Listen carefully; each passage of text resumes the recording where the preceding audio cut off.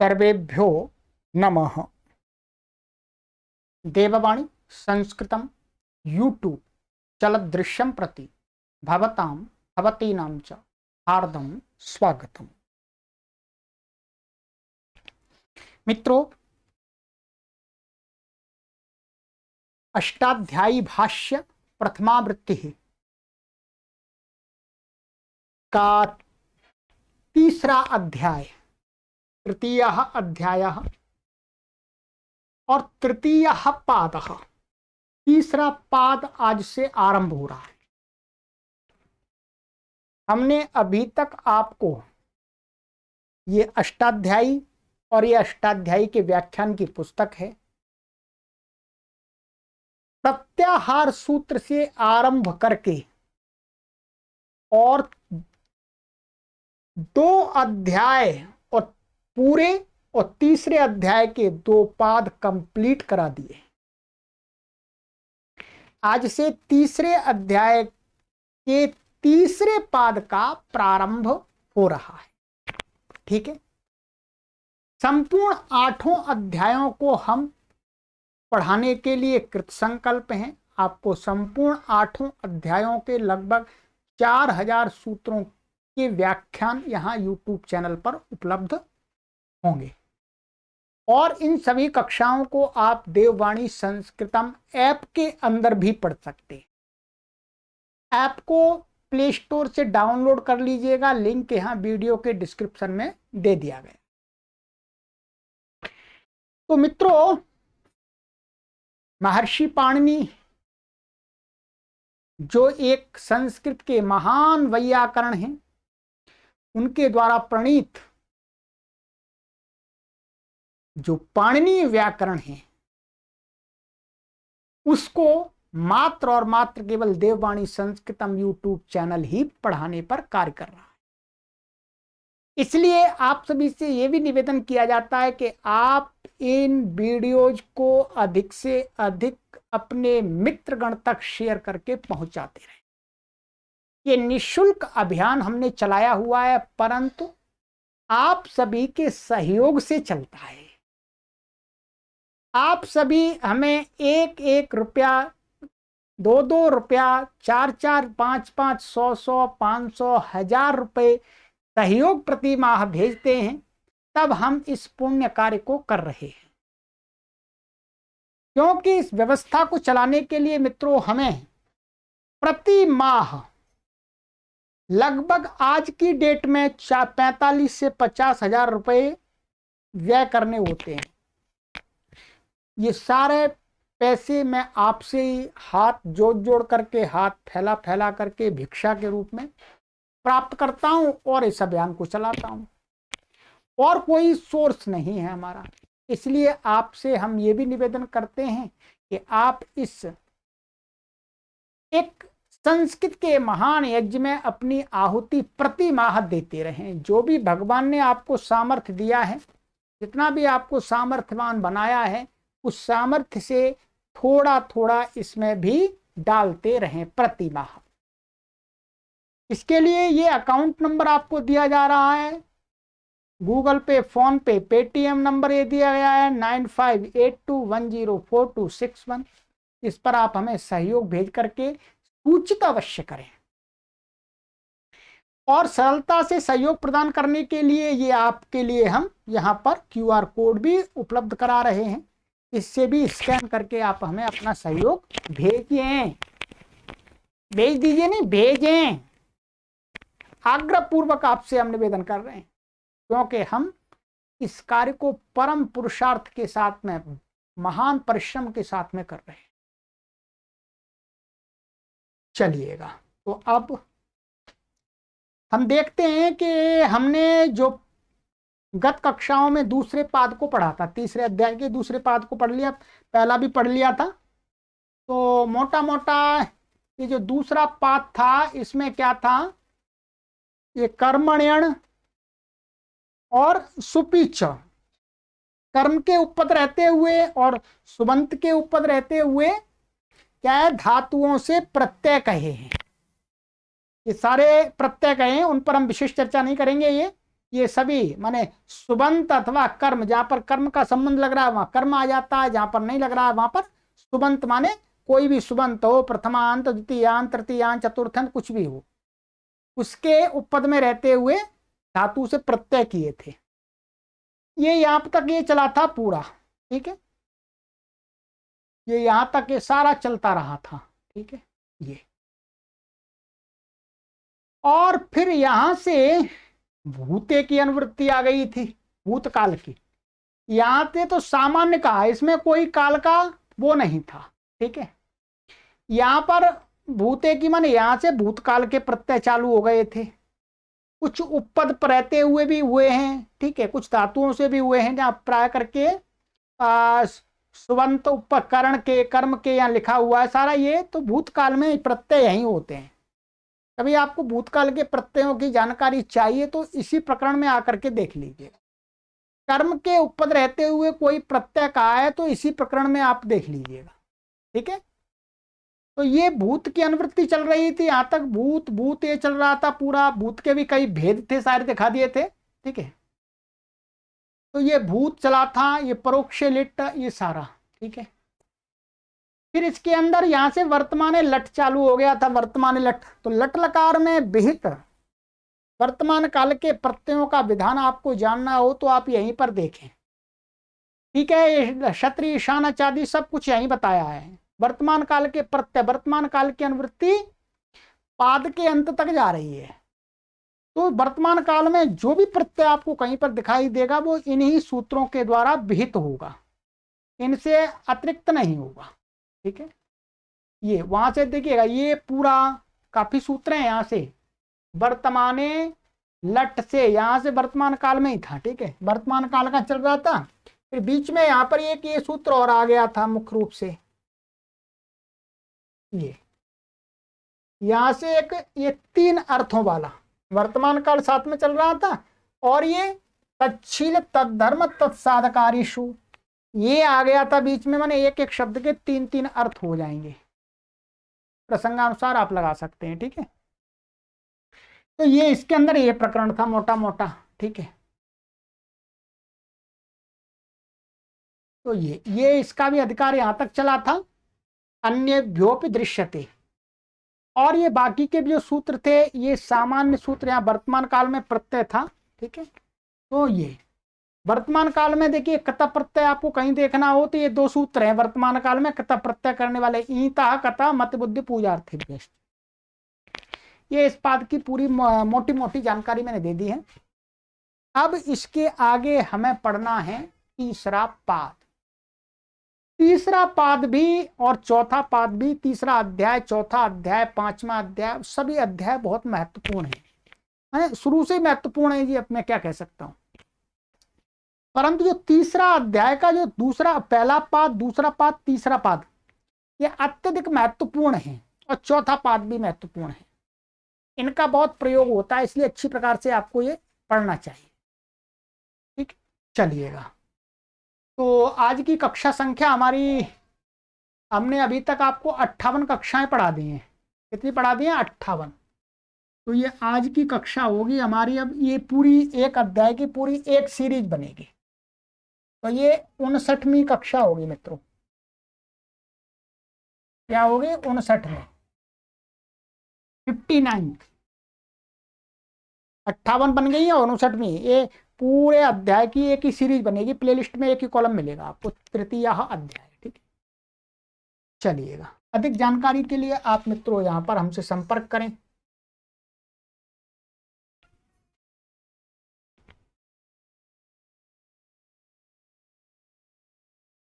चलिएगा, ये हो रहा है यहां से तृतीय पाद। पुस्तकें जरूर अवश्य मंगा लीजिएगा मित्रों, ये आपको पूरा व्याकरण पढ़ना है। तो तृतीय पाद, पहला सूत्र है इसमें उणादयो बहुलम, बहुत महत्वपूर्ण सूत्र है मित्रों, ठीक है। चलिएगा, पुस्तक खोलिएगा, प्रथमा वृत्ति ही,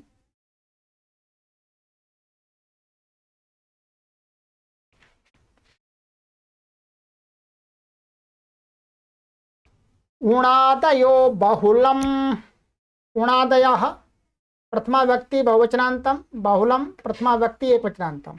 समासः उण आदिर येषाम ते उणादयः बहुव्रीहि।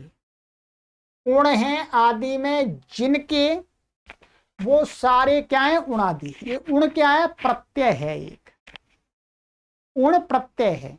और वो प्रत्यय, जिन प्रत्ययों के आदि में वो सारे प्रत्यय क्या है उणादि प्रत्यय है।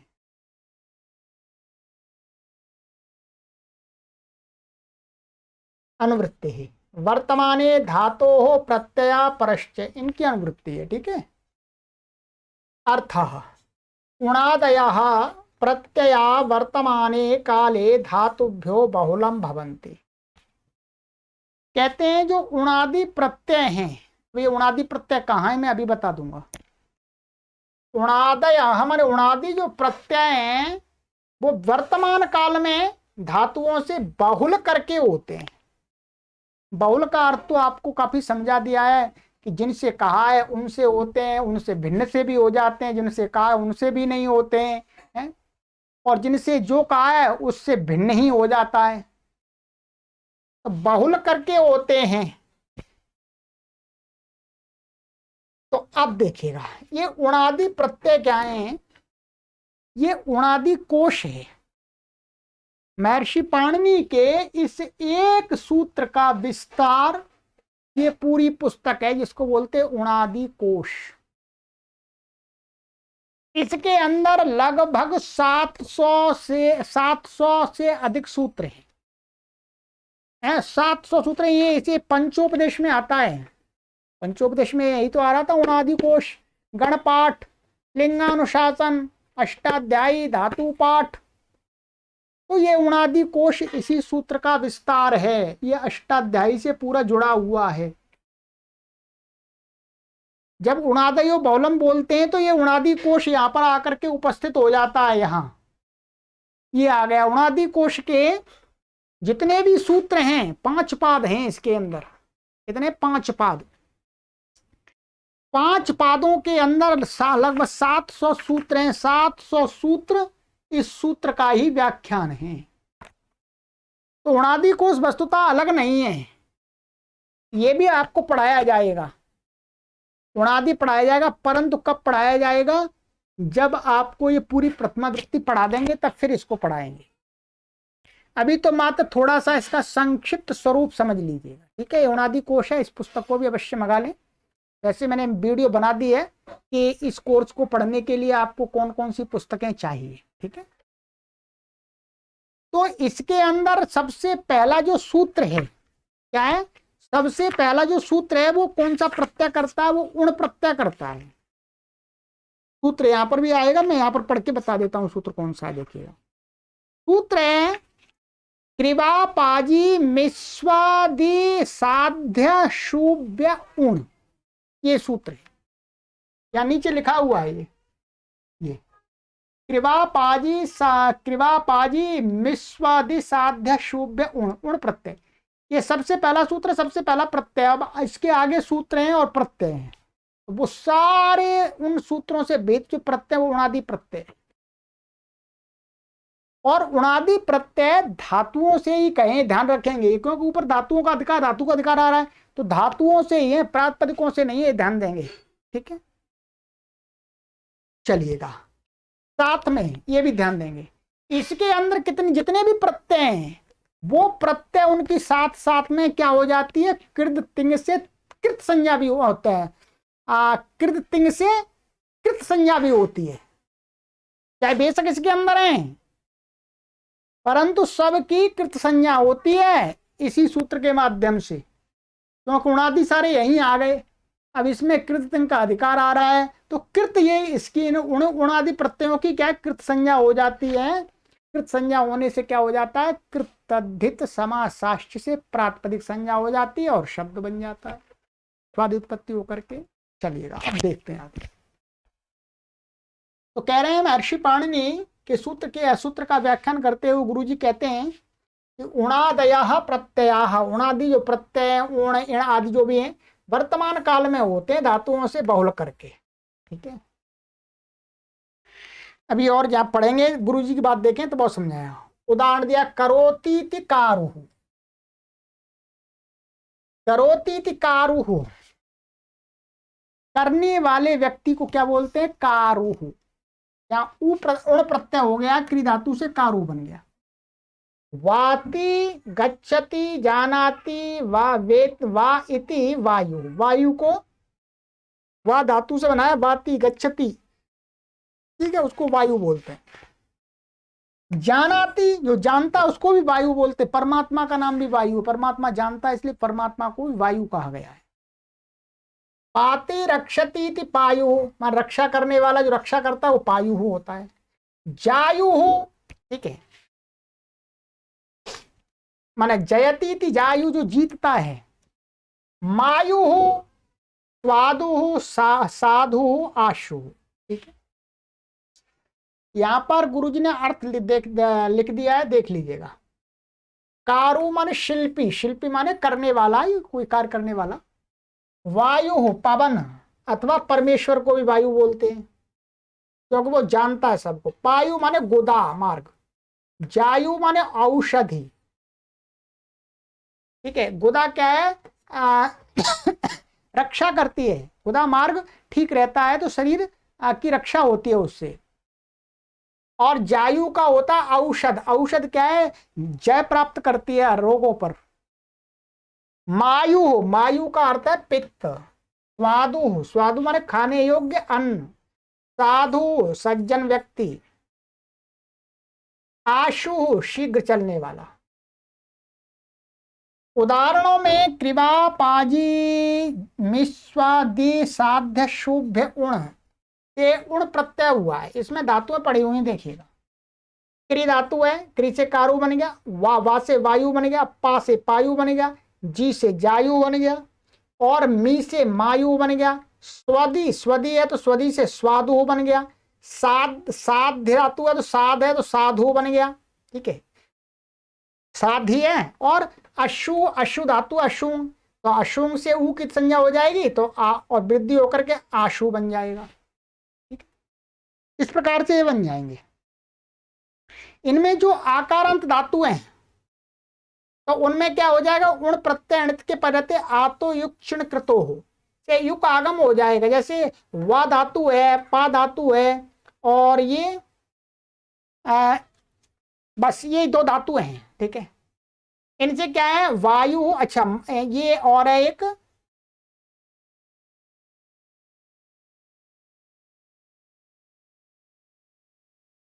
यहां पर ये दो धातु लिए हैं। माँ भी ले सकते हैं, मी भी ले सकते हैं। तो यहाँ मी है तो मी को इन्होंने माँ कर लिया तो गुण होकर के उसको, तो यहाँ पर माँ से भी युक्त आगम हो जाएगा तो मायु बनेगा, ठीक है। ऊ जुड़ करके इसमें कुछ गुण वृद्धि नहीं होगी। और क्री और जी धातुएं हैं, उनको क्या हो जाएगा? अचो इणती से वृद्धि होकर के आय आदेश होकर के ये, और अच्छा क्री में तो गुण वृद्धि हो जाएगी तो आर हो जाएगा, कारू बन जाएगा। और इसमें जी को जय हो जाएगा, आय आदेश हो जाएगा तो जायु बन जाएगा। सिद्धियों में कुछ भी विशेष नहीं है, ठीक है। ये हो गया। और ध्यान देंगे, ये सामान्य रूप से कर्तरी कृत, ये कृत संज्ञक है तो कर्ता में होते हैं, परंतु बहुल कह दिया, बहुलम, तो इससे अन्य कारकों को कहने के लिए, कर्म को कहने के लिए, कर्ण को कहने के लिए, संप्रदान को कहने के लिए, अपादान को कहने के लिए और अधिकरण को कहने के लिए भी प्रत्यय हो जाते हैं उणादि, ठीक है। वो सारी चीजें इस पूरे जब विस्तार से पढ़ेंगे तब समझेंगे। अभी केवल यहाँ मोटा मोटा इतना ही समझना है, तो अगर पूरा पढ़ने लगेंगे फिर तो इसी को पढ़ना पड़ेगा अलग से।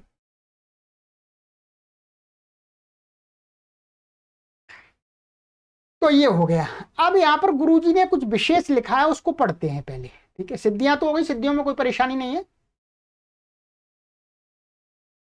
ये देखिए, उणादि प्रत्ययों का विधान थोड़ी सी धातुओं से किया है।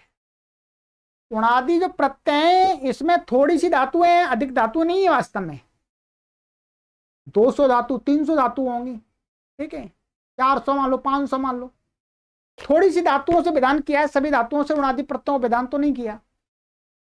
पर इष्ट औरों से भी है, माने जितनी धातुओं से इस पुस्तक में सूत्रों में जिन धातुओं से प्रत्यय का है उससे और अलग धातुओं से भी उणादि प्रत्यय इष्ट हैं, माने करना आवश्यक है।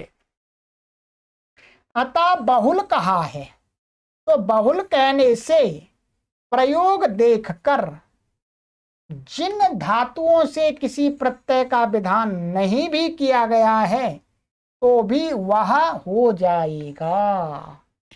हमें कोई शब्द दिखता है, अभी बता रहा हूं, उदाहरण दिखाएंगे, परंतु महर्षि पाणिनि इस उणादि कोश के अंदर उस धातु से प्रत्यय वो कहा ही नहीं है, परंतु हमें शब्द दिख रहा है वो प्रत्यंत। तो बहुल कहने से वो प्रत्यय हो जाता है, दूसरी धातुओं से भी हो जाता है। जैसे यथा हिर्षे रुलच, ये उणादि सूत्र है, प्रथम अध्याय के छठवें, वो प्रथम पाद, अध्याय प्रथम पाद का 96वां सूत्र है, हिर्षे रुलच। यहां पर क्या है, हृष धातु से उलच प्रत्यय कहा है। क्या कहा है, उलच। परंतु बहुल कहने से, उणादयो बहुलम कहने से क्या है, शंकुला, शंकुला शब्द में शक धातु से सिद्ध करने के लिए शकी धातु से भी उलच प्रत्यय हो गया। बहुलम कहने से, बहुलम माने हृषे रुलच, माने हृष धातु से उलच प्रत्यय होता है और हृष से भिन्न धातुओं से भी उलच हो जाता है, तो शकी से हो गया, बहुलम से ये शंकुला बन जाता है, टाप हो जाता है स्त्रीलिंग में। इसी प्रकार जो प्रत्यय नहीं भी कहे, ये तो धातु की बात कही कि जिन प्रत्यय जिन धातुओं से नहीं कहे हैं वो प्रत्यय जो इसमें कहे हुए प्रत्यय अन्य धातुओं से भी हो जाते हैं। दूसरा एक और ये बता रहे हैं कि भाई धातुओं से जो प्रत्यय कहे हैं उनसे, जिन धातुओं से जो प्रत्यय कहा है उन धातुओं से और भी अलग से प्रत्यय भी हो जाते हैं बहुल कहने से। जैसे इसी प्रकार जो प्रत्यय नहीं कहे उनका भी प्रयोग शिष्ट प्रयोग देख करके, माने शास्त्र में कहीं शिष्ट प्रयोग मिलता है तो देख करके बहुल कहने से विधान हो जाएगा, अर्थात उणादयो बहुलम से ही हम कर लेंगे। जैसे देखिएगा, री धातु से फिड प्रत्यय और फिड प्रत्यय नहीं कहे हैं, उणादि में कहे नहीं है फिड और फिड प्रत्यय तो भी ये प्रत्यय हम ऐसे ही उणादयो बहुलम लगा करके क्या करेंगे, री धातु से फिड प्रत्यय और फिड प्रत्यय कल होकर के रिफिड और रिफिड प्रयोग बन जाते हैं। ठीक है, रिफिड और रिफिड का ये वेद के अंदर प्रयोग मिलता है, उणादि कोश के अंदर कोई भी फिड और फिड प्रत्यय सूत्रों में नहीं कहा, परंतु इस सूत्र में उणादयो बहुलम कह दिया, इसलिए बहुल कहने से हमें कोई प्रत्यय सूत्र में नहीं मिलता है तो हम अपनी तरफ से भी शिष्ट प्रयोगों में कल्पना करके लगा करके सिद्ध कर सकते हैं शब्दों को। इसलिए वेद के अंदर जो भी शब्द हैं सभी सिद्ध हो जाएंगे उणादयो बहुलम से।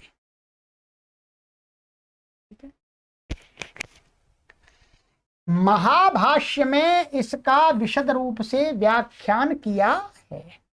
तो महाभाष्य है, महाभाष्य भी हमने पढ़ाया हुआ है, उसकी भी कक्षाएं चला रहे हैं प्रौढ़ विद्यार्थियों के लिए, तो वहां पर इसका बहुत और विस्तार दिया है। ठीक है, तो धीरे धीरे सब समझ में आएगा। अभी प्रथम स्तर की इस व्याख्यान में आपको इतना तो समझ में आ गया कि उणादयो बहुलम है क्या। ठीक है, तो उणादयो बहुलम का विस्तार इस पुस्तक में है। इस पुस्तक के अंदर बताए गए सूत्र सभी उणादयो बहुलम का ही विस्तार है। उणादयो बहुलम हमें एक बहुत बड़ी छूट देता है कि महर्षि पाणिनि ने अपने शास्त्र के अंदर कोई प्रत्यय नहीं कहा अथवा कोई धातु नहीं बताई, तो हम नई धातु की भी कल्पना कर सकते हैं और नए प्रत्यय की भी कल्पना कर सकते हैं बहुल कहने से। अब महर्षि पाणिनि का व्याकरण कभी भी अवरुद्ध नहीं होगा, उसकी गति में कभी भी अवरोध नहीं आएगा। तो आप पूरे द्वार खोल दिए, पूरे किवाड़ खोल दिए, आओ आओ हम बना लेंगे आपको अपना, ऐसा हृदय होना चाहिए। आ जाओ, आप हमारे परिवार के सदस्य हैं, हम आपको अपने आप में ही मिला लेंगे। महर्षि पाणिनि का व्याकरण यही विशेष बात हमें सिखाता है, आ जाओ आ जाओ, आप हमारे परिवार में मिल जाओ, हम आपको अपना ही बना लेंगे। वसुधैव कुटुंबकम, संपूर्ण संसार अपना ही तो परिवार है। आ जाओ आ जाओ, कोई भी शब्द आ जाओ आ जाओ, चलो हम बना लेंगे। ठीक है, इसलिए महर्षि पाणिनि का व्याकरण को क्या बोलते हैं? अकालकम पाणिनीयम। पाणिनि के द्वारा लिखित जो व्याकरण है वो अकालकम, काल से बाहर हो गया। जब तक सृष्टि रही तब तक ये व्याकरण चलता रहेगा, कोई दूसरे व्याकरण के, संस्कृत के नए व्याकरण के बनाने की आवश्यकता ही नहीं है और बनेगा ही नहीं है, क्योंकि यही इसी से काम हो रहा है। महर्षि पाणिनि से पूर्व के आचार्यों ने व्याकरण को काल की सीमा में बांधा था, देश की सीमा में बांधा था, इसलिए वो निष्फल हो गए, फेल हो गए, रुक गए। महर्षि पाणिनि ने खुला छोड़ दिया, जी आ जाओ। पहले भी कई सूत्र आए हैं ऐसे, तद अशिष्यम संज्ञा प्रमाणत्वात्, ठीक है, इत्यादि। और ये भी आ गया एक खुला दरबार वाला, गुणादयो बहुलम। ध्यान रखना इसको, आपको मैंने इसलिए थोड़ा सा विस्तार से आपको बता दिया है। चलिएगा, तो ये हो गया सिद्धियां, इसमें कुछ विशेष नहीं करनी है आपको, ठीक है, ये है।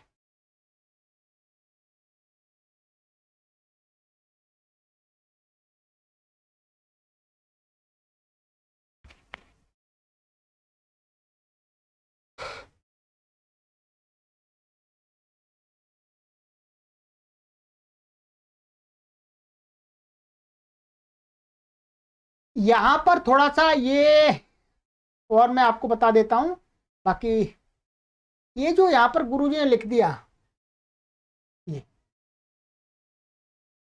ये माँ को रहने दीजिएगा, मी मी धातु या मी ले लीजिएगा, मी को वृद्धि हो जाएगी, आई हो जाएगा और आय आदेश हो जाएगा, ठीक है। इसको आप छोड़ दीजिएगा, क्योंकि ये सूत्र यहाँ पर एक धातु इसमें एकदम स्पष्ट नहीं है, ठीक है। ये मैंने काशिका में देखा भी, तो आप मी स्नेहने धातु है, तो मी का मी ले लीजिएगा, उससे बना लीजिएगा मायु, वृद्धि करके, आय आदेश करके, ठीक है। चलिएगा, अब है आगे। भूते दृश्यन्ते, भूते सप्तमी व्यक्ति एकवचनान्तम अपि अव्ययपदम, दृश्यन्ते क्रियापदम, अनुवृत्ति उणादयः धातोः प्रत्ययः परश्च। अर्थात् भूते काले प्युणादयः प्रत्ययाः दृश्यन्ते, पूर्वत्र वर्तमाने काले विहिताः भूतेपि विधीयन्ते। कहते हैं महर्षि पाणिनि की, भाई देखो ऊपर तो वर्तमान काल में बताए उणादि प्रत्यय वर्तमान काल में होते हैं, परंतु भूतकाल के अर्थ में भी देखे जाते हैं, अर्थात उणादि प्रत्यय भूतकाल को कहने के लिए भी हो जाते हैं, दृश्यंत में देखा जाता है उनको। तो उदाहरण दिया है, जैसे वृत्तम इति वर्त्मा, ठीक है, वृत्तम व्युत्पत्ति दिखाई, वृत्तम इति वर्त्मा, तो वृत्तम ये क्या, कथा प्रत्यांत भूतकाल में दिखा दे, वृत्तम इति वर्त्मा। तो यहाँ क्या है, मनन प्रत्यय होता है, सर्वधातुभ्यो मनन, अभी बता देंगे। चरितम इति चर्मा, तच्चर्मा, जो शरीर पर फैला हुआ है। भसितम तदिति भस्मा, ठीक है, तो जो भस्म, जो जल गई, भस्म राख हो गई है, ऐसा उसको भस्म बोलते हैं। होती है ऐसा नहीं, हो गई है। यहां पर क्या करना है आपको, देखिएगा, ये व्युत्पत्ति यहाँ भूतकाल में ये दिखाया, भूतकाल अर्थ दिखाने के लिए व्युत्पत्ति की है। तो यहाँ क्या है, वृत्त धातु से सर्व धातुभ्यो मनिन, वर्त्म का अर्थ होता है मार्ग, चर्म, चमड़ा, भस्म माने राख, तो सर्व धातुभ्यो मनिन से मनिन प्रत्यय हुआ है यहाँ पर। ये उणादि का चौथे पाद का 146वां सूत्र है, ठीक है। आप देख लिया, वृत्त धातु भृतु है तो वृत्त बचा और गुण हो जाएगा मनिन प्रत्यय, मनिन का मन बचता है। ठीक है। और नपुंसक लिंग है इसके ये अभी बता रहा है चर से, और ये भस धातु है तो भस्म बन जाएगा। तो आज धातुओं से मनन प्रत्यय हुआ भूतकाल में, भूतकाल में हुआ मनन का मन बचेगा, और स्वादि उत्पत्ति कर लेंगे। यहाँ गुण हो गया, इसको पुकंत लघु पदस्य चा से गुण हो गया तो वर्त हो गया, तो वर्त मन और स्वादि उत्पत्ति सु। और ये नपुंसक लिंग है, इसे समोर नपुंसकात से सु का लोप लुक हो गया, लुक हो गया। और फिर नलोपा प्रातिपदिकांत से इसके नकार का लोप हो गया, तो क्या बन गया वर्तमान। वर्तमान मार्ग, जो पहले से व्यवहार पहले से तैयार है उसको बोलते हैं मार्ग। तो ये हो गया नकार का लोप हो गया। इसी प्रकार से यहाँ चर धातु से चर्म बन जाएगा, ऐसे ही यहाँ गुण की जरूरत नहीं है। भस्म से भस धातु से भस है, भस से भस्म बन जाएगा। ठीक है।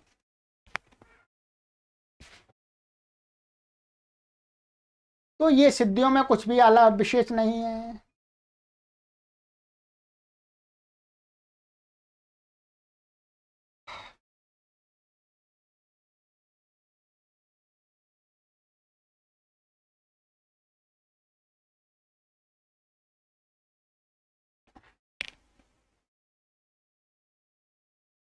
चलिएगा,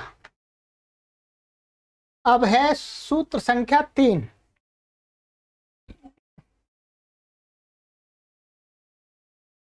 भविष्यति गम्यादयः। भविष्यति सप्तमी व्यक्ति एकवचनान्तम, गम्यादयः प्रथमा व्यक्ति बहुवचनान्तम। समासः गमी आदिर येषां ते गम्यादयः बहुव्रीहि। गमी शब्द है आदि में जिन शब्दों के, माने आदि यहाँ कह सकते हैं आदि में प्रकार, गमी के प्रकार वाले जो शब्द हैं वो सारे क्या हैं गम्यादया, बहुव्रीहि समास। ठीक है। अनुवृत्ति उणादयः भू धातोः प्रत्ययः परश्च। ठीक है। ऊपर से अनुवृत्ति आ रही है, कहते हैं अर्थः उणादिषु अष्टाध्याय्यां च ये गम्यादयः शब्दाः ते भविष्यति काले साधवो भवन्ति। अर्थात गम्यादयः शब्दा भविष्यति काले भवन्ति। ये कहते हैं कि जो गम्यादि जो शब्द हैं, गमी आदि शब्द हैं, गमी आगामी आदि, चाहे उणादि, उणादि के अंदर कहे, उणादि सूत्रों के अंदर उनको बनाया गया है वर्तमान काल में, अथवा भूतकाल में कह दिया, भूतकाल में भी कह सकते हैं, अथवा अष्टाध्यायी के अंदर वर्तमान काल में बनाया गया है, तो वो गम्यादि शब्द भविष्यत काल में भी उनका, भविष्यत काल भी उनका अर्थ ठीक माना जाता है। माने उन शब्दों का प्रयोग हम भविष्यत काल की क्रिया को कहने के लिए कर सकते हैं। ठीक है। अब ये जो गम्यादि शब्द हैं,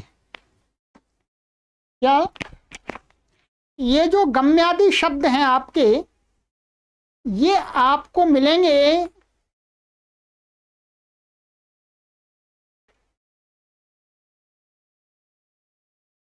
इस गणपाठ के अंदर।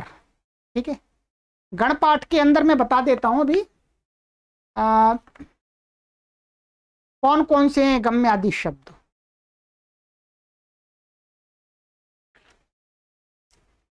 इसमें गम्यादि शब्द पढ़े हुए हैं गणपाठ के अंदर। एक पढ़ा हुआ है ग्रामम गमी, माने गमी है, तो गमी आगामी प्रस्थाई प्रतिरोधी प्रतिबोधी प्रतियोधी प्रतियोगी प्रतियायी आयाई भावी इति गम्यादयः। ये गम्यादि शब्द हैं, वो ही गुरुजी ने यहाँ पर पढ़ दिए हैं। ये पूरा गणपाठ में पढ़े हुए शब्द पूरे के पूरे यहाँ पढ़ दिए। गमी ग्रामम, तो गमी आ गया। आगामी, प्रस्थाई, प्रतिरोधी, प्रतिबोधी, प्रतियोधी, प्रतियोगी, प्रतियायी, आयाई, भावी, ये शब्द हैं। इनमें गमी में, आगामी में उणादि प्रत्यय हो रहा है। अभी सूत्र बता देंगे। उणादि प्रत्यय हो रहा है, गमे ऋणी ही, इन्हीं प्रत्यांत है, और वर्तमान काल में है वो। क्या भूतकाल में मान सकते हैं ऊपर वाले सूत्र से? उणादयो बहुलम से करेंगे तो वर्तमान काल में, और भूते दृश्यंते से करेंगे तो भूतकाल में भी हो जाए, भविष्यत काल में ये कर देगा। प्रस्थाई, प्रतिरोधी, प्रतिबोधी, प्रतियोधी, ये सारे शब्द हैं ऋणी प्रत्यांत। सुप्य जातौ ऋणिस्ताच्छील्य, जो हमने पढ़ लिया दूसरे पाद में, ठीक है। तो सुप्य जातौ ऋणिस्ताच्छील्य जो अष्टाध्यायी का सूत्र है वो वर्तमान काल में विधान करता है ऋणी का, तो यहां पर भविष्यत काल भी अर्थ उसका हो जाएगा, ठीक है। अब आ जाइएगा, यहां पर मैं आपको सिद्धियां दिखा देता हूं इनकी, ठीक है। पहले अर्थ भी देख लीजिएगा, अर्थ क्या है इनका। ग्रामम गमी, गमी का अर्थ है गांव जाने वाला, माने गांव को जाएगा जो वो व्यक्ति। आगामी है ये, आगामी, आगामी माने आने वाला, जो आएगा। प्रस्थाई, प्रस्थान करने वाला, जो प्रस्थान करेगा। प्रतिरोधी, रोकने वाला, रोकने वाला माने जो रोकेगा। प्रतिबोधी, समझने वाला माने जो समझेगा। प्रतियोधी, जो मुकाबले में लड़ने वाला, जो लड़ाई करेगा मुकाबले में। प्रतियोगी, मुकाबला करने वाला, करेगा। प्रतियोगी, वापस जाने वाला, तो वापस चला जाएगा। आयाई, आने वाला। भावी, भविष्य में कोई भी कार्य होने वाला। तो ये भविष्यत काल का हो गया सारा, ठीक है। अब देखिएगा, अब यहां पर हम शब्दों की सिद्धियां भी आपको शॉर्टकट में बता देते हैं। यहां गमी, गमली धातु से, भुआदिगण की परस्मैपदी धातु से भविष्यत काल में गमे ऋणी, ये उणादि सूत्र है, चौथे पाद का छठवां सूत्र है, गमे ऋणी। गम धातु से इन्हीं प्रत्यय कहा है, तो इस सूत्र के सहयोग से भविष्यत काल में हो जाएगा। तो क्या इन्हीं प्रत्यय हो जाएगा, तो क्या बन जाएगा, ऐसा बन जाएगा गम और इन, स्वादि उत्पत्ति कर लेंगे और शौच से उपदा को दीर्घ हो जाएगा, तो गमीन बन जाएगा, और हलग्यादि लोप न, और नलोपा प्रातिपदिकांत से इसका लोप हो जाएगा। शौच से दीर्घ हो जाए, ठीक है, हलग्यादि लोप हो जाएगा, न का लोप हो जाएगा, तो बन जाएगा गमीन, ठीक है। आगामी बनाएंगे आप, तो आगामी के लिए ये देख लीजिएगा, आगामी, आगामी यहां पर क्या है, आंग उपसर्ग पूरक गमली धातु है, तो क्या है यहाँ पर इन्हीं प्रत्यय, गमे ऋणी से क्या है, इन्हीं प्रत्यय है। और आंगे णित, ये भी उणादि कोश का चौथे पाद का सातवां सूत्र है।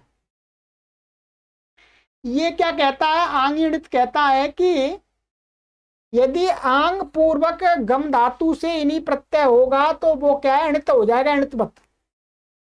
तो णित मानकर णित हो गया इन्हीं, यहाँ पर ऊपर वाले सूत्र में नहीं होगा, आंग पूर्वक ही होगा।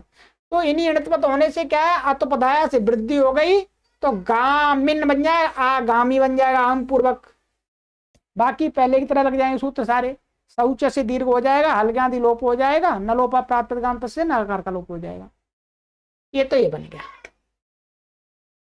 बाकी आगे की जो सिद्धियां हैं उनमें क्या, प्रस्थाई, यहाँ पर प्र उपसर्ग पूर्वक ष्ठागत निवृत्त धातु है, और धातु से क्या है, सुप्त जातौ ऋणिस्ताच्छील्य, 3-2-78 जो पढ़ लिया, इससे क्या है, ताच्छील्य अर्थ में ऋणी प्रत्यय है। ये सूत्र वर्तमान काल में करता था, परंतु भविष्यत गम्यादया सूत्र से वो जो गण में पड़े हुए शब्दों से जब ये प्रत्यय करेगा तो भविष्यत काल में हो जाएगा। और ये सारी जो जैसे स्था है तो स्था बचेगा, तो आतो युक्षकृतों से युक आगम हो जाएगा, तो युक आगम होकर के क्या बन जाएगा, प्रस्था या और प्रस्था इन, और पूर्व दीर्घ होकर के उपदा को शौचा और हल्ग्यादि लोप नलोपा प्राप्त कांत से होकर के प्रस्थाई बन जाएगा। ऐसे ही प्रतिरोधी बन जाएगा, प्रति उपसर्ग पूर्वक रुधिर धातु से इसी के समान प्रतिरोधी बन जाएगा। यहां पर युक आगम नहीं होगा, यहां पर क्या हो जाएगा, इणनी प्रत्यय हो जाएगा और गुण हो जाएगा, उगंत लघु पदस्य जैसे गुण हो जाएगा, बाकी दीर्घ आदि और लोप आदि पूर्व के समान हो जाएंगे। ठीक है, और प्रतिबोधी या प्रतिपूर्व बुद्ध धातु से इणनी प्रत्यय सुप्यात्था छिल्ले से, ठीक है, यहां पर भी गुण हो जाएगा। प्रतियोधी प्रतिपूर्वक युद्ध धातु है संप्रहारे, प्रतियोगी प्रतिपूर्व युजुर धातु है, यहां पर भी गुण आदि हो जाएगा। प्रतिपूर्वक या प्रापणे धातु है, क्या है, प्रतिपूर्वक या प्रापणे, ये यहां पर ये है या है, ठीक है, यहां मां दिख रहा है या है, तो प्रतियायी यहां पर ही प्रतिया और आतो युक्षणकृतों से युक आगम हो जाएगा, यहां पर युक आगम, ठीक है, तो प्रतियायी बन जाएगा। आंग पूर्वक पूर्वोक्त या धातु है ये वाली, तो आयाई बन जाएगा, यहां पर भी युक आगम हो जाएगा। भावी भूसत्तायाम धातु से भूवश्च 4 8, ये उणादि सूत्र है एक, क्या है, ये उणादि सूत्र है चौथे पाद का 8वां। इन्हीं प्रत्यय होता है और इन्हीं प्रत्यय के इणित्वत होने से यही सूत्र क्या कर देता है, आंगी इणित और भुवश्च, भू धातु से इन प्रत्यय होता है और वो इणित्वत हो जाता है, तो फिर इणित होने से क्या अचो इणति से वृद्धि हो जाएगी, तो भाऊ और इन, तो आव आदेश हो जाएगा, यचो येचो यवा, तो भाविन, भाविन और एक वचन बन जाएगा भाभी। ठीक है, इस प्रकार से बनेगा ये।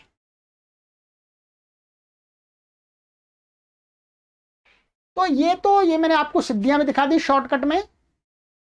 तो ये भविष्यत गम्यादयः, गम्यादि शब्द भविष्यत काल के अर्थ के बोधक होते हैं। बस इतने ही शब्द हैं गम्यादि। ठीक है, चलिएगा आज की कक्षा में 3 सूत्री पढ़ते हैं आज, आगे की कक्षा में फिर अब निरंतर आगे आगे तेजी से। ठीक है, नई नई चीजें आती रहेंगी, आपको बहुत नई नई जानकारी मिलती रहेंगी व्याकरण की। चलिएगा आगे की कक्षा में मिलते हैं। सर्वेभ्यो नमः।